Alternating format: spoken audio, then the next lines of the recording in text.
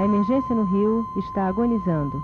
A falta de recursos humanos e materiais põe em risco constante a vida do paciente e a carreira do médico. Regiões populosas como a Baixada Fluminense e a Zona Oeste não têm serviços de emergência adequados. Os pacientes são removidos, às vezes, para hospitais distantes mais de 60 quilômetros em busca de vagas.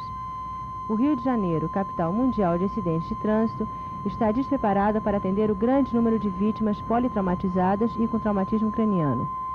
E os poucos serviços que prestam este tipo de atendimento não estão estruturados para suportar a carga de pacientes que recebem. Para discutir esta situação e propor soluções para a reestruturação do setor de emergência, o Conselho Regional de Medicina do Estado do Rio de Janeiro promoveu o Fórum Estadual Emergência e Reforma Sanitária, dia 9 de setembro de 1987, no Colégio Brasileiro de Cirurgiões. E para ver de perto o que acontece com as pessoas que precisam de atendimento de emergência no Rio, visitamos 2 hospitais na Zona Oeste, 2 em Caxias e fomos a 2 grandes hospitais da rede, o Getúlio Vargas e o Souza Guiar. Em cada um, uma história diferente para mostrar a mesma situação de abandono herdada pelo descaso com que sempre os governos trataram a questão saúde em nosso estado.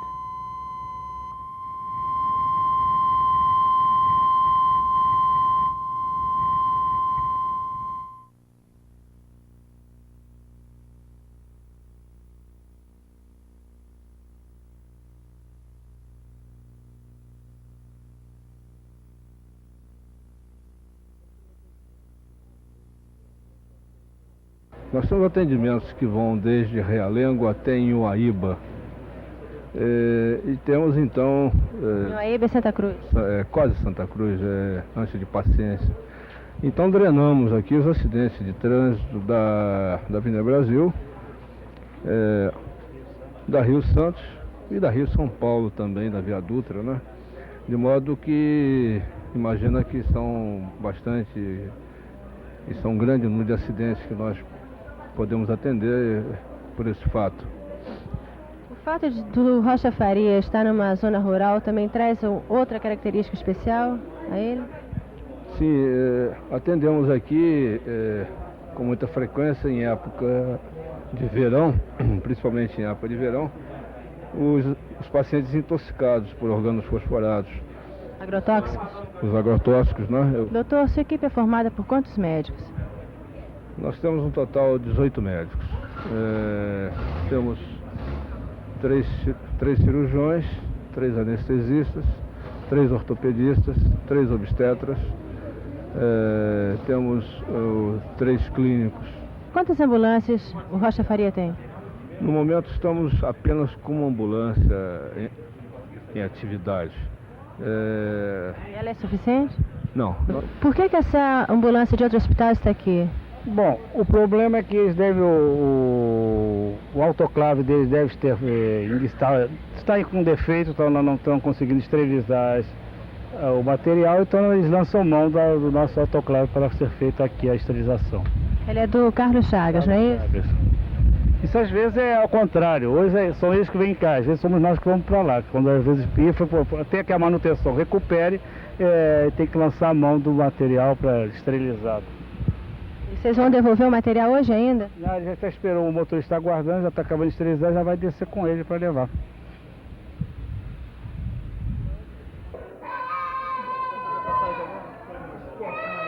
Essa criança sendo suturada na sala de mulheres, porque ainda não há sala de sutura especial. E os médicos têm dificuldades, inclusive de atender as mulheres por causa do choro da criança. Qual o problema dessa maca aí? O problema é o seguinte, o paciente, idosos, pacientes comatosos, pacientes sob efeito de algum sonífero, poderá, sem a proteção lateral, estar arriscado a cair, sofrendo aí consequências de traumatismo de crânio em consequência disso. Isso já ocorreu? Não vou dizer você que não, que estaria mentindo, né?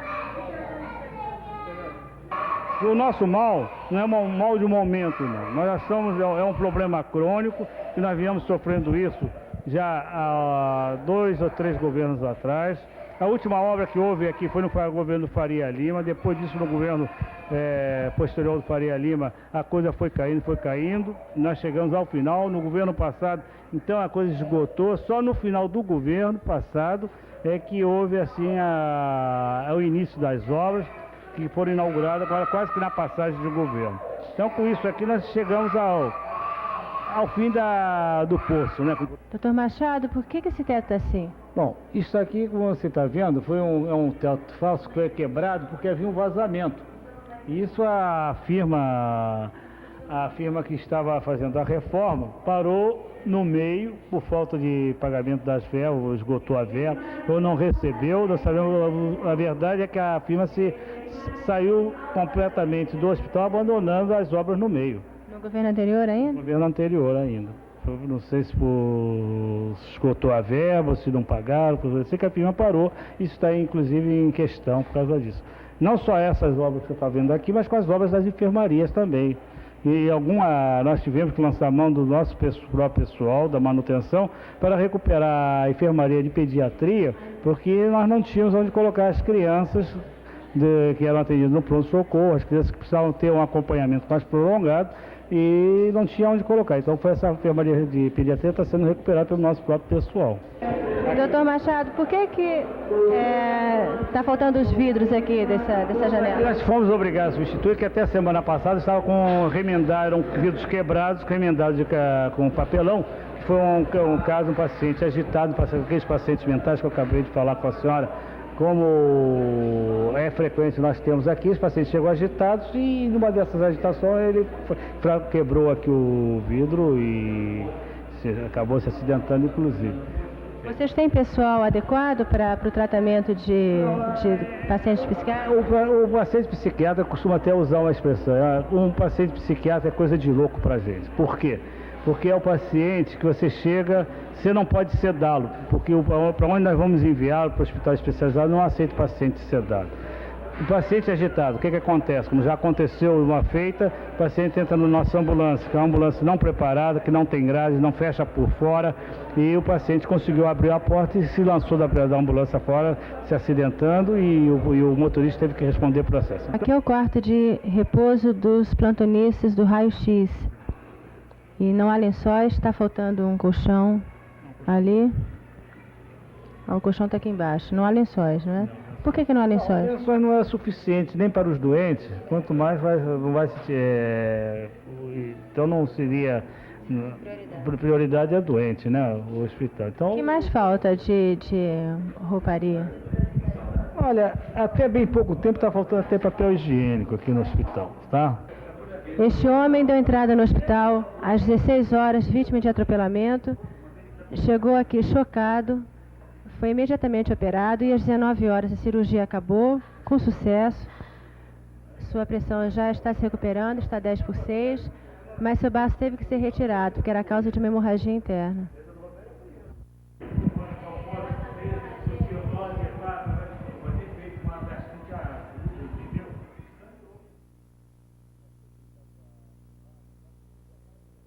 Como a CTI está desativada, nós precisamos, na emergência, para casos de pacientes graves que tenham os infartados, intoxicações exógenas, que é muito comum na região aqui, porque o paciente é uma zona agrícola e os agrotóxicos, de vez em quando nós pegamos. Então necessitamos de pacientes para ter um controle, ser monitorizado e ter o controle respiratório, por causa da insuficiência respiratória. Então nós estamos montando aqui com o que nós dispomos no hospital, colocando aqui um eletrocardiograma, um desfibrilador, estamos colocando aqui um respirador, para que medicamentos específicos para que possamos dar esse atendimento.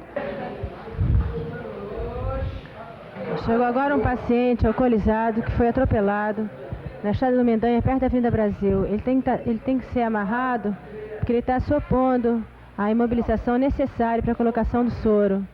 Parece que ele sofreu um traumatismo craniano. Possivelmente ele terá os primeiros socorros aqui e será levado ao Hospital Getúlio Vargas.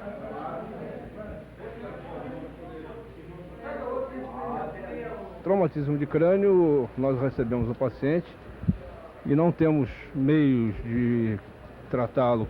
Não há neurocirurgia aqui? Convenientemente, uma vez que não temos a neurocirurgia, e apenas damos a ele condições de remoção, uma vez que o hospital mais próximo, onde nós vamos conseguir isso, seria o Hospital Getúlio Vargas, a 40 minutos daqui, e naturalmente que temos certeza do agravamento das suas lesões no transporte, mas é a única coisa que nos resta.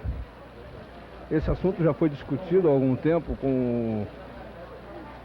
na época de uma intervenção que nós sofremos aqui, quando houve um secretário de segurança, que foi o nosso interventor na época, em que ele veio ao nosso hospital para aqui colher dados de omissão médica.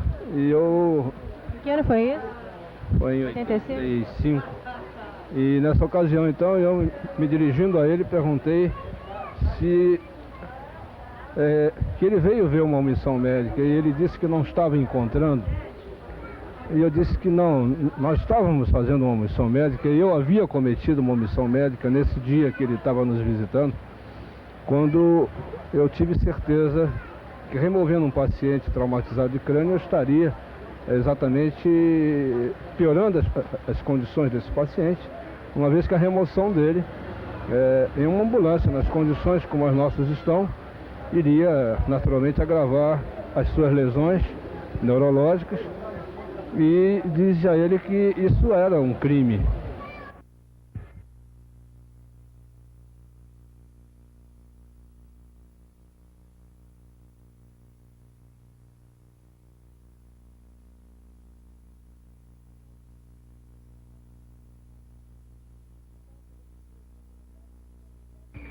Este hospital foi construído com a finalidade de ser uma unidade de pacientes crônicos. Entretanto, já na sua inauguração, em 1972, seu perfil tinha sido modificado para um hospital geral, com os seguintes atendimentos: haveria um centro de tratamento intensivo, cirurgia geral, oftalmologia, ortopedia, entre outros, que cobririam 11 andares desse prédio. Atualmente funcionam serviços que não estavam previstos inicialmente, como emergência, pediatria e maternidade. Agora estamos ao lado da doutora Vitória Elisa de Freitas, que é a chefe de emergência de quinta-feira. Doutora Vitória, a emergência funciona plenamente? Não, a emergência não funciona plenamente. Nós temos algumas restrições, principalmente quanto a pacientes graves, porque nós não temos um centro cirúrgico funcionando plenamente, nós não temos um neurocirurgião no plantão, nós não temos um serviço de oftalmologia, nós não temos serviço de otorrinolaringologia. Então, os pacientes graves, nós precisamos encaminhá-los a outros hospitais que possam fazer o atendimento. Você chama de rebocoterapia? Nós fazemos o que se chama de rebocoterapia, e para isso o nosso serviço de radiofonia nos auxilia muito.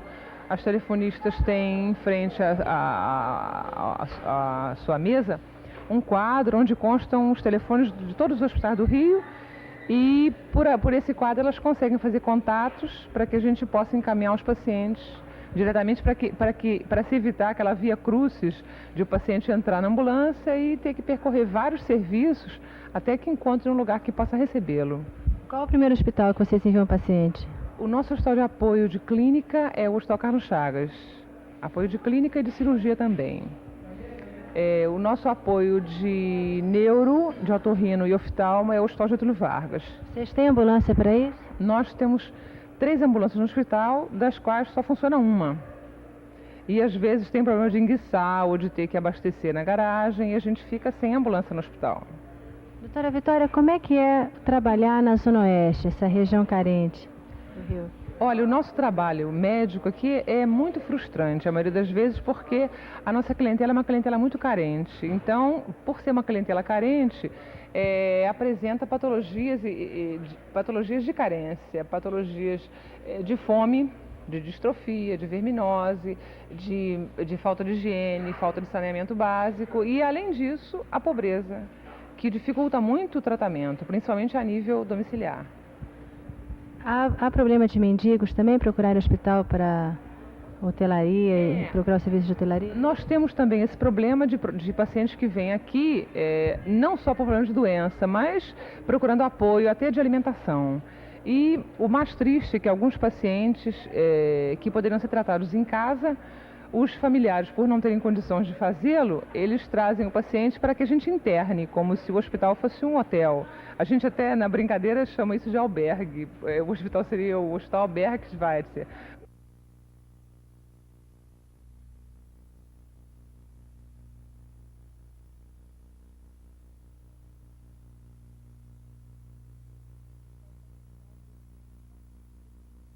Esse hospital está fechado desde o dia 24 de julho pelos próprios funcionários por não haver condições mínimas de funcionamento. O hospital agora está em obras e nós vamos conversar com o vice-diretor do hospital, Dr. Antônio Cláudio Lemos. Dr. Antônio, quando é que essas obras ficam prontas? A obra do hospital depende basicamente da liberação da verba. No momento está sendo construído o telhado de todo o hospital, com prazo de 20 dias para entrega. Assim que for liberada a obra, pelo INAMPS, pela CIS também... Não foi liberado. Qual é a previsão dessa liberação? Pelos nossos cálculos, para o dia 15 desse mês será liberada a verba. É o entendimento feito anteriormente.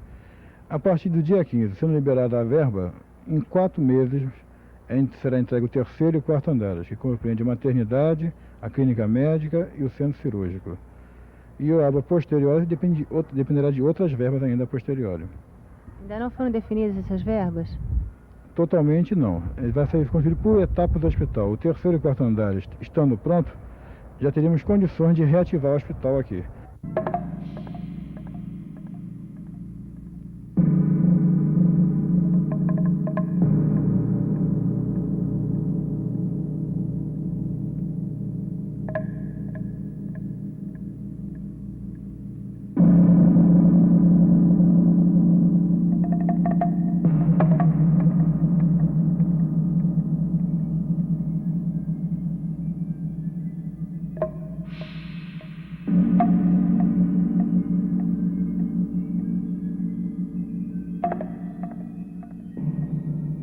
Aqui era o repouso dos médicos, quarto dos médicos, né? Eles dormiam aqui. Inclusive, no mês de março, o senhor prefeito secretário interditou o terceiro e quarto andar para obras.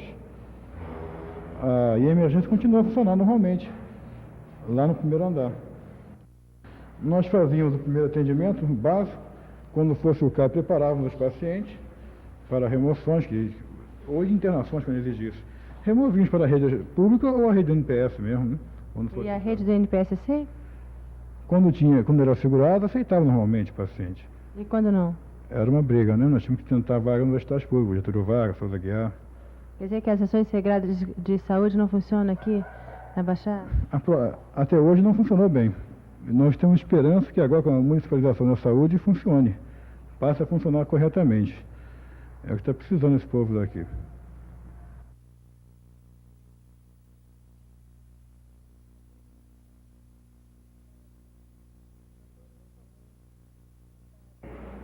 Dr. Wilton Mendes, que está há 17 anos no Hospital Geral de Duque de Caxias, chefia hoje a emergência desse hospital que está instalada no ambulatório do Hospital Infantil Ismélia da Silveira. Doutor, você está satisfeito com essa transferência para cá? Não, eu não estou satisfeito porque eu começo a me preocupar com o Hospital Duque de Caxias, porque eu acredito que no momento é a única salvação para o povo da Baixada Fluminense.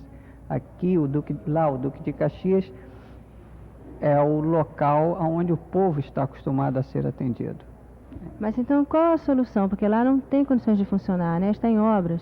Na verdade o hospital está em obra, certo? Então o que nós precisamos é estimular aquela obra, terminar a obra o mais rápido possível, ontem, se possível fosse, para que o pronto-socorro voltasse a ser atendido, a funcionar lá no hospital.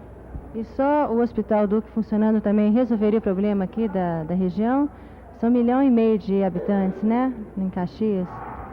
Não, resolver você vê pelos números que não vai resolver, mas é o primeiro passo. Eu acho que é o passo fundamental para a solução do problema. É o Hospital Duque de Caxias, transformá-lo, por exemplo, num hospital de base de Caxias, certo?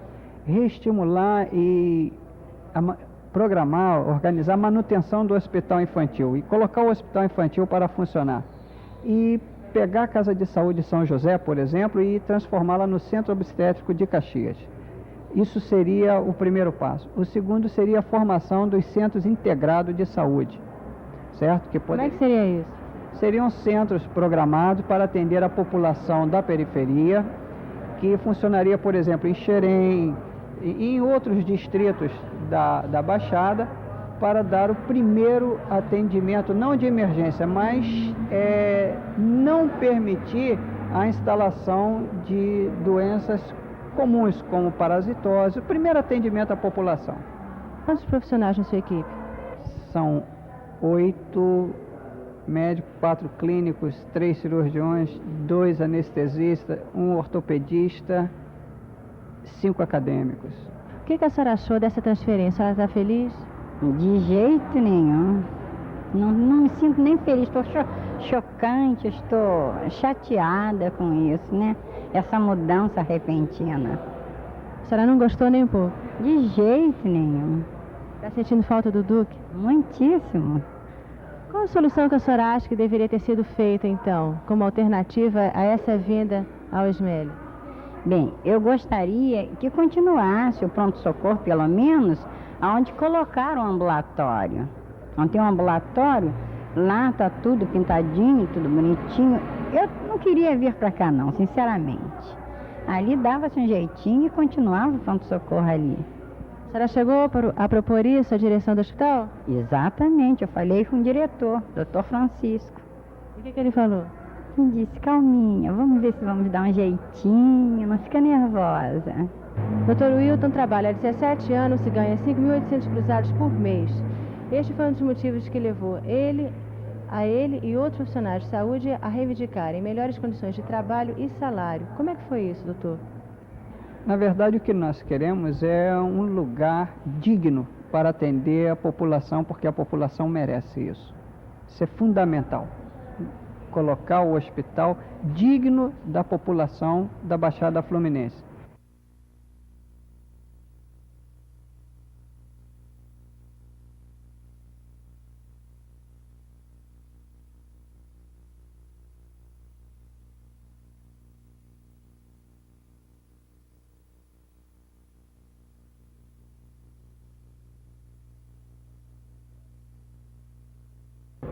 Esses doentes daqui precisam de uma unidade especializada para ser atendido. Uma unidade de tratamento intensivo. Um local que você tenha um serviço de radiologia que funcione, né, que possa fazer uma arteriografia ou então um outro tipo de exame não invasivo, uma ultrassonografia, uma tomografia computadorizada, que você possa fazer um diagnóstico de certeza dele e fazer o tratamento específico. Não ficar aqui jogado nesse hospital, esperando a hora. Essa unidade que o senhor está falando não existe nesse hospital? Não existe. Pelo menos uma unidade que funcione. Quem trabalha 32 anos no Hospital Getúlio Vargas realmente acaba acumulando uma experiência de pronto-socorro muito grande. Haja visto uma estatística de 5.000 casos de traumas abdominais apenas. Entretanto, o que é mais importante, que é esse hospital cumprir a finalidade a que ele se destina, de atender bem os seus pacientes, não é de todo realizada, nem é de todo sentida pelos que aqui trabalham, porque o hospital se deteriorou durante esses anos todos e paulatinamente nós vimos que a partir de um ponto, quando aqui cheguei em 54, 55, nós fomos perdendo a capacidade de absorver doentes nas enfermarias e o progresso que acompanhou a medicina, infelizmente, não acompanhou o nosso hospital. Pelo contrário, temos hoje 200 e poucos leitos nas enfermarias. Os doentes que nos procuram são mais pobres e a clientela nossa segue, infelizmente, o mesmo destino da comunidade brasileira. Essa sala daqui é a sala do primeiro atendimento, né? Aqui que chegam os pacientes traumatizados, os pacientes crônicos, todo atendimento masculino vem para essa sala. Daqui é que a gente vai fazer uma triagem aqui dentro para saber se o paciente vai ser operado, se vai ficar internado, se vai ficar removido ou se vai receber o atendimento e vai ser mandado para o ambulatório. Isso é o ideal, ter essa sala assim? Não, absolutamente. O ideal. O que deveria ser? O ideal, você ter postos de atendimento que fizessem o primeiro atendimento e a triagem. E a sala é esse tipo de sala com boxes separados para você, com atendimento individualizado, para que você fizesse o atendimento do traumatizado ou do doente agudo. Num hospital que centraliza os atendimentos de, por exemplo, traumatismo crânioencefálico de uma grande região, nós não temos aqui como monitorizar um paciente com traumatismo crânioencefálico. E um paciente que não é monitorizado, ele praticamente não é bem atendido. Para atender num hospital a um paciente com traumatismo crânioencefálico, alguns recursos, como a própria clínica, como as radiografias contrastadas, podem adiantar-nos alguma coisa, mas em nenhum hospital do mundo hoje que trate de traumatismo crânioencefálico pode haver um atendimento hoje em dia visto como correto sem uma tomografia computadorizada. Esse raio-x é bem antigo, né? É antigo, funciona mal, precariamente, e a única proteção que nós temos aqui contra os efeitos da radiação é essa aqui. É a santinha. É a santinha. Isso daqui é uma sala de atendimento de emergência, onde o paciente é atendido e é dado um destino a ele. Ou ele é operado, ou ele é internado, ou ele vai embora. Tá? Esse paciente entrou no dia 3/9/87. Nós estamos na noite do dia 4 e ele está internado aqui. Isso aqui, que era originariamente uma sala de emergência, uma sala de primeiro atendimento, virou enfermaria. O índice de infecção dentro do CTI é muito alto, né? O índice de infecção hospitalar dentro do nosso CTI também é muito alto. Você vê, aqui... Que tipo de infecção que esses pacientes pegaram? Foi respiratório? O que você vê mais é a infecção respiratória, né? Mas você vê, os doentes já chegam na emergência, às vezes, por eles ficarem naquelas macas sem condições nenhuma de cuidados, né? São macas que passam de doente para doente, né? E já ficam propensos às infecções. A maioria deles fica naquelas macas deitadas, esperando às vezes uma vaga no hospital. Eles chegam sem infecção, né? São pacientes traumatizados de crânio, a maior parte deles. Ficam naquelas macas durante horas. Numa dessas horas chegam a vomitar, aspiram aquele vômito, né? E aí fazem as infecções respiratórias.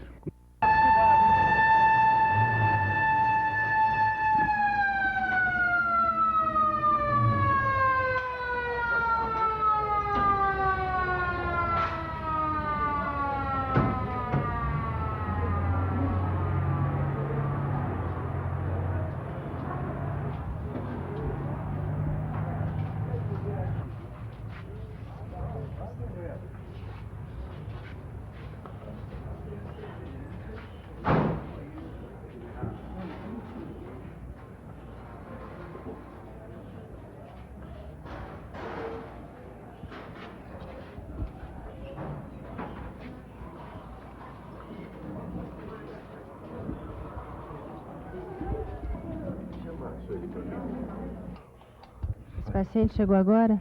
Chegou agora do Carlos Chagas. Veio removido do Carlos Chagas, tem um acidente vascular cerebral, hemorrágico.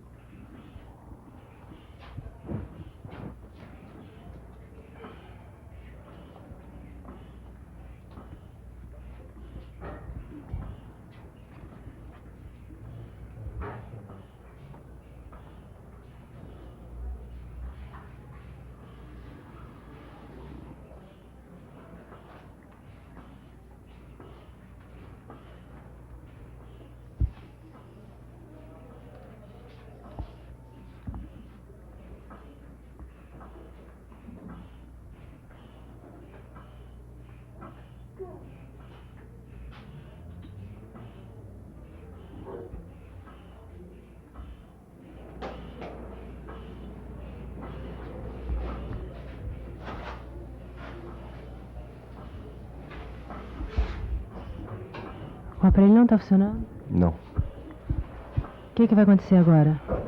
Agora vamos ver se a gente consegue levar ele para o CTI, se tem uma vaga no CTI para colocar num respirador mecânico, até a gente ser decidido o que vai se fazer com ele. Qual o meio terapêutico para ele.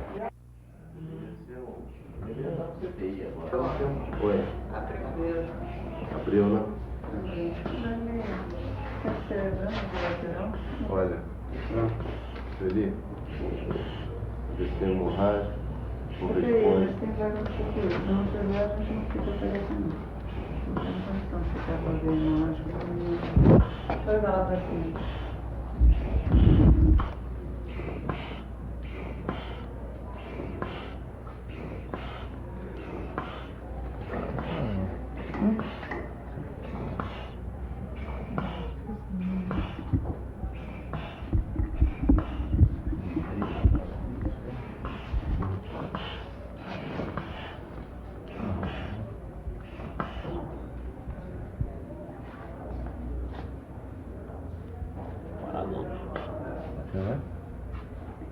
Tá? Bateu.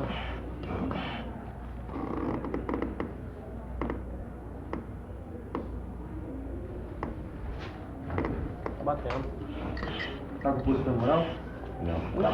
Foi o que a enfermeira me falou, que ela foi jantar. Tá? Deve estar contaminado. Então não tem condição de aceitar. E não tem vaga? Não temos vaga no CTI. Segundo a informação dela por telefone, o CTI vai fechar.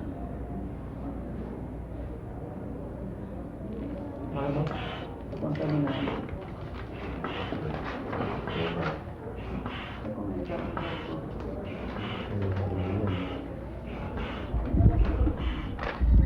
E agora, doutor? E agora esse paciente vai continuar a via crucis dele. Qual a próxima parada? Souza Guiar. E há esperança para ele? Vamos ver, né? Paciente grave, né? Esperança sempre tem, né?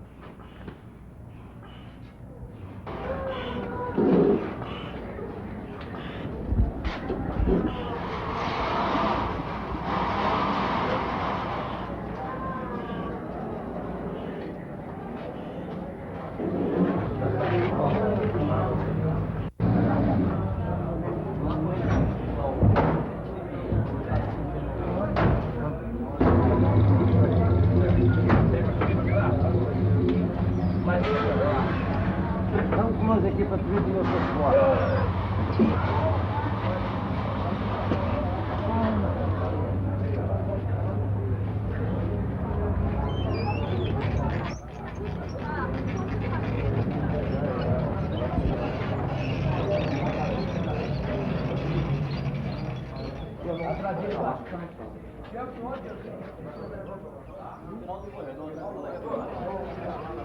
Tá com pena? Pode dar fora, tá? Tudo bem. Cheguei um pouquinho tarde.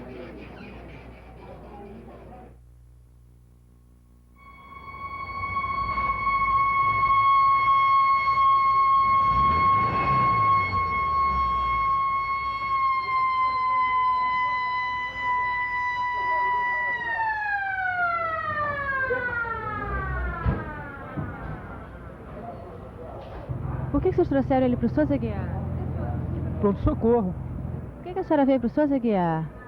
Não, porque lá não tem equipamento, geralmente, para essas coisas lá em cima, no Campo Grande.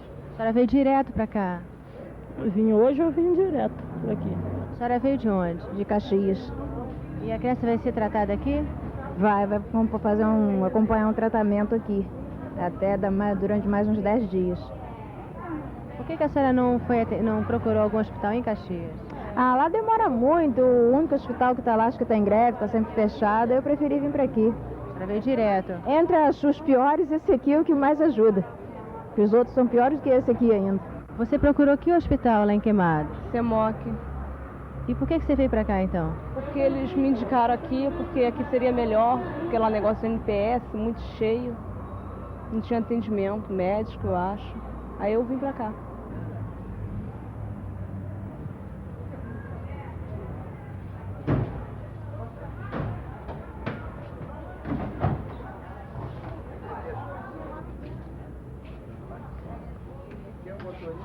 Esse paciente está chegando do PU de São João do Meriti, passando pelo Hospital Estadual Getúlio Vargas, que não tinha vaga para receber. Foi atropelado aonde? Em Éden. Foi em Éden, foi atropelado em Éden. trabalhando lá no pavilhão de São Cristóvão, explodiu a subestação, entendeu?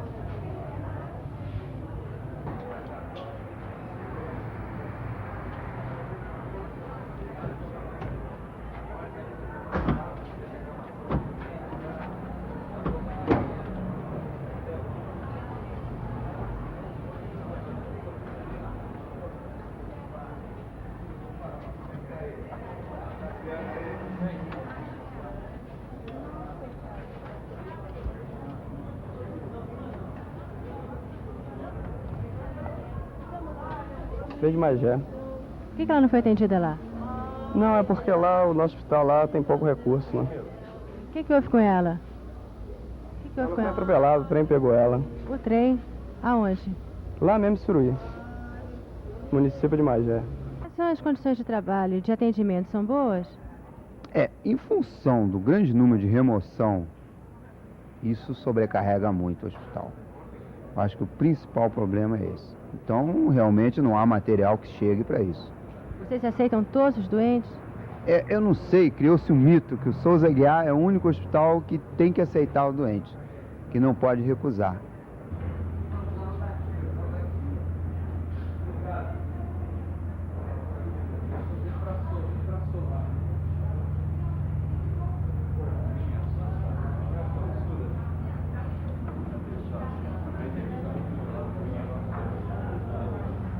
Doutor Alfredo, quantos funcionários o senhor tem na sua equipe?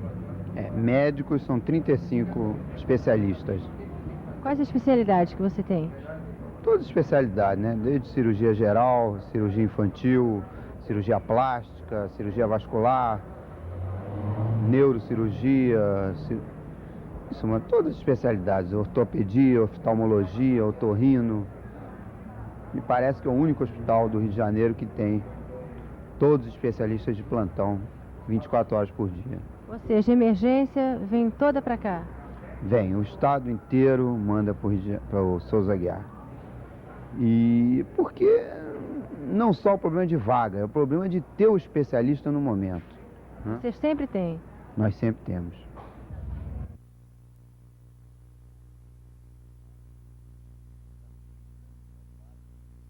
É traumatismo crânioencefálico, né? Acidente automobilístico, e vai ser operado.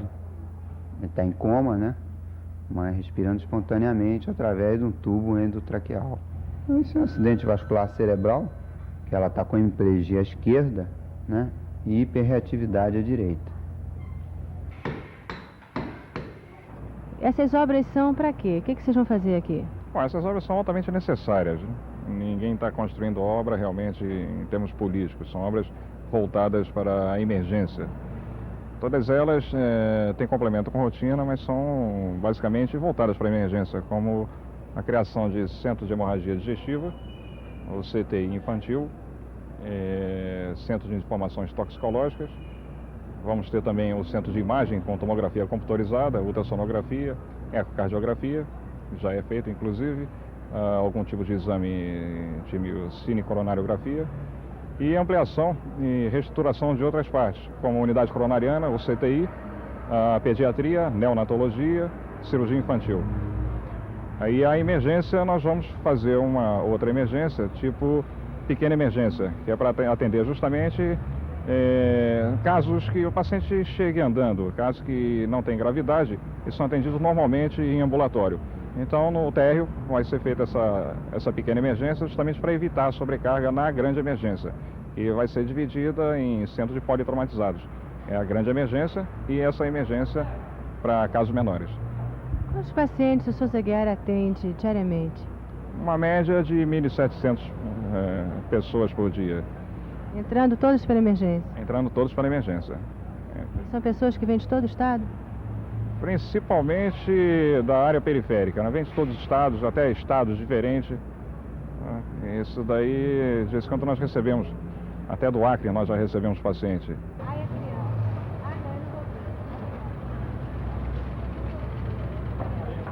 Nós temos 4 ambulâncias e contamos com as ambulâncias do Corpo de Bombeiros, Grupo de Serviços de Emergência, e atua também nas remoções de traumatismos, de pacientes que são atendidos na rua. O Grupo de Socorro de Emergência do Corpo de Bombeiros funciona há 1 ano e já fez 3.800 atendimentos de vítimas de acidentes de trânsito. E conta com 19 ambulâncias desse tipo, que conta com os seguintes aparelhos. Vamos ver aqui, doutor Feitosa, tenente Feitosa. Explica pra gente o que é isso aqui.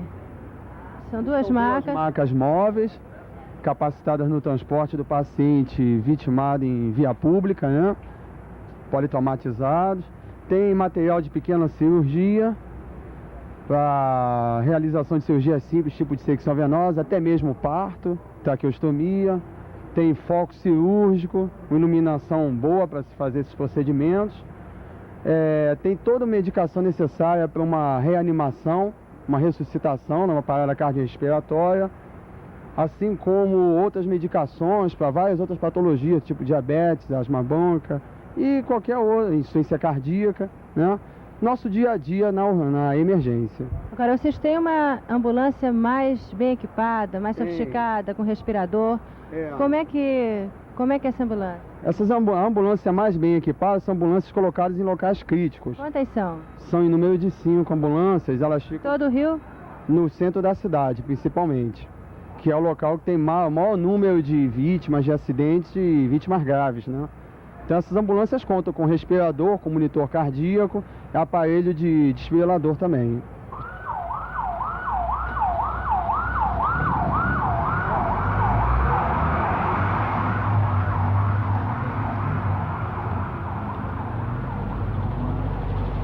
Depois do paciente ser atendido na emergência, ele tem vaga para ser internado aqui?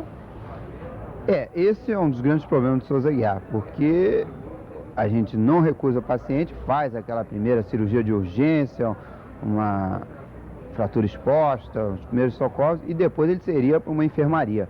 E aí é o grande problema, é o problema de vaga, que é alegado por todos os hospitais, mas principalmente o Souza Aguiar, porque o Souza Aguiar fica com os doentes, né?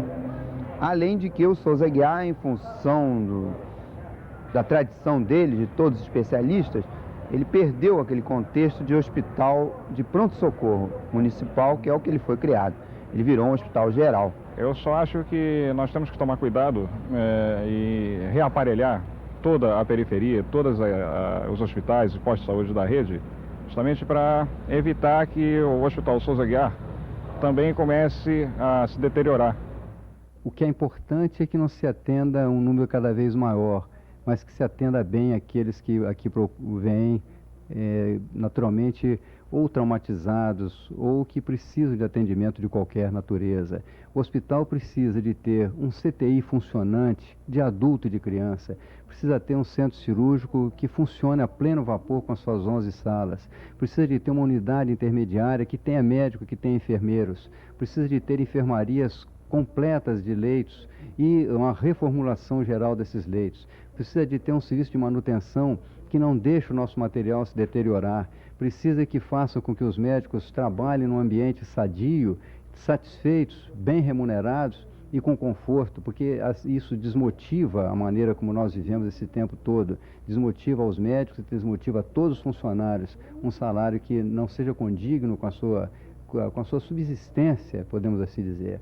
Então, tudo isso é um conjunto de fatores que é somado a outros fatores, quais sejam aqueles de uma reforma sanitária ou de qualquer nome que tenha uma reformulação de saúde no Brasil e que encampe melhores condições de vida para a nossa gente, porque não pode haver uma reformulação de saúde, não pode haver uma reforma sanitária se nós não fizermos uma reforma social nesse país.